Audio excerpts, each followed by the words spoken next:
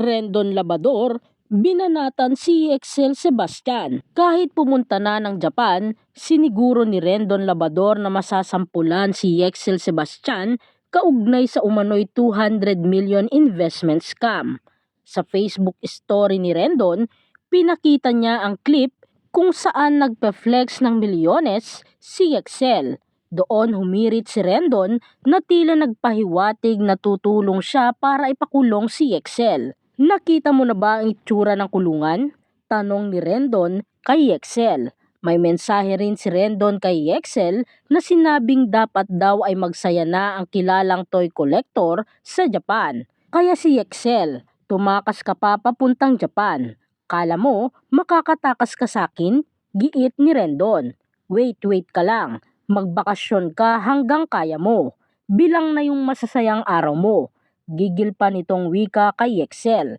Matatandaan kamakailan, trending ngayon sa social media ang bagong update ng pangalawang yugto sa issue ng magpartner na sina Excel Sebastian at Mikey Agustin sa Raffy Tulfo in action patungkol sa mga nagrereklamong na scam umano sila ng magpartner.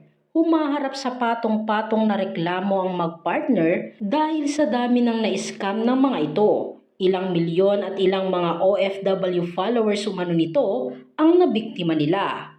Sa ngayon, ang update mula sa Raffy Tulfo in action na balitang tumungo ang magpartner sa Nagoya, Japan.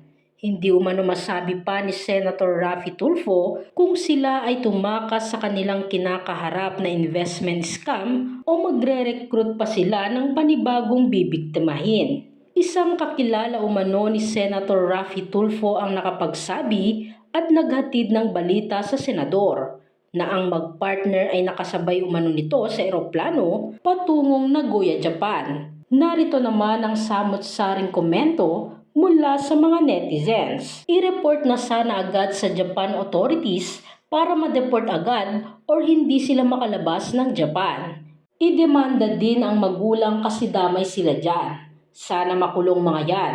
Sa sarap ng buhay galing pala sa pang-i-scam. Kahit magtago sila, hindi sila makakatulog habang buhay. Kukuyugin sila ng karma. Dapat harapin nila para maayos ang pangalan nila. Sabi ko na nga ba tatakas itong dalawang ito. Pwedeng sampahan ang magulang nila dahil kasabwat din sa pang-scam. Let's see kung di sila lalabas ng lungga ang dalawang ito. And all their properties, pwede siguro ipa-freeze yan.